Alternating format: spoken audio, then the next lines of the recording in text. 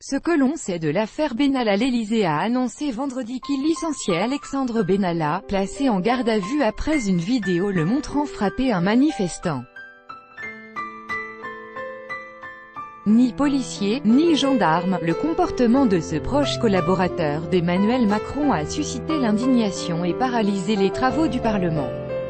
Du PS au Quai Branly. Né le 8 septembre 1991 à Évreux, réserviste de la gendarmerie, Alexandre Benalla a été formé au service d'ordre du PS, avant d'être renvoyé de son poste de chauffeur de l'ex-ministre Arnaud Montebourg, pour faute professionnelle, parce qu'il a voulu fuir après un accident de voiture.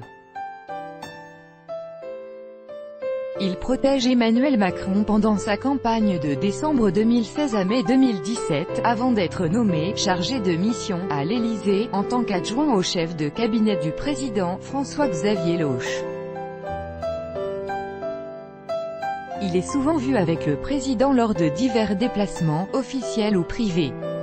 Il a été vu dans le bus des Bleus lundi, sur les Champs-Élysées. Plusieurs journalistes, de l'AFP ou de Public Sénat, se sont plaints de son comportement musclé pendant la campagne.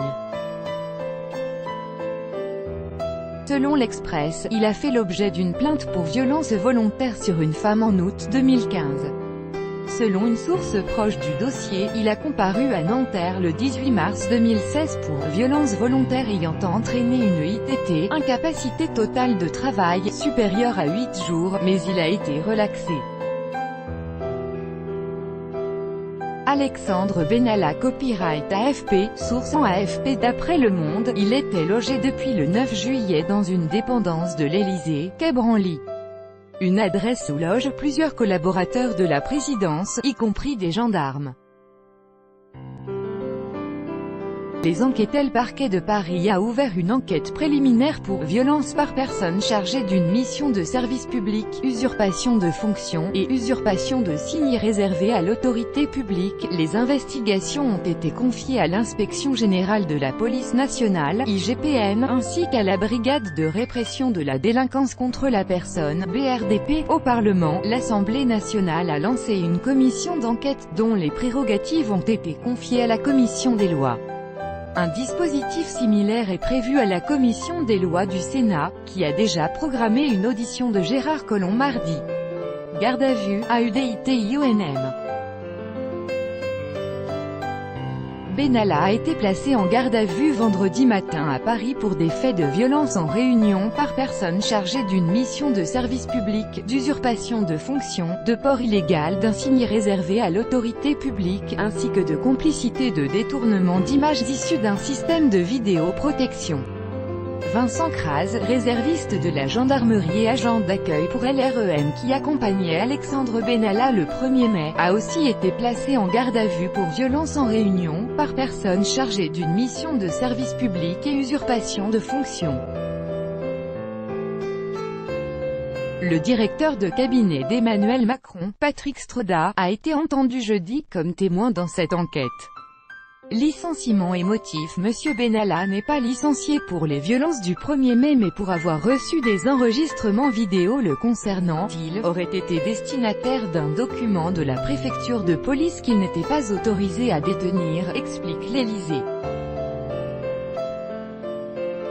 3 policiers, un contrôleur général, un commissaire et un commandant, ont été suspendus à titre conservatoire pour avoir extrait des images de vidéosurveillance de la ville de Paris et les avoir transmises mercredi à M. Benalla, d'après une source proche du dossier. Le ministre de l'Intérieur Gérard Collomb a condamné lourdement les agissements de ces policiers.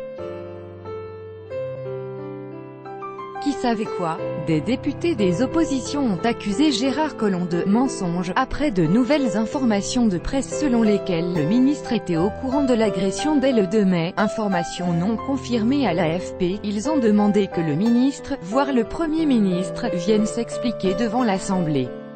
Au cœur de la tourmente, Emmanuel Macron est resté stoïque et silencieux.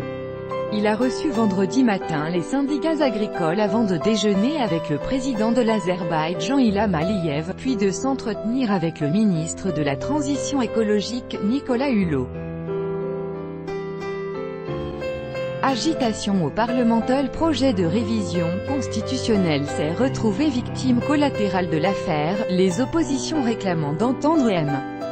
Collomb avant de reprendre l'examen de cette réforme, qui s'enlise. Le ministre de l'Intérieur sera auditionné mardi au Sénat. Les députés de la France insoumise ont proposé de voter sur une motion de censure du gouvernement. Tout droit de reproduction et de représentation réservé. Copyright 2018, Agence France Presse.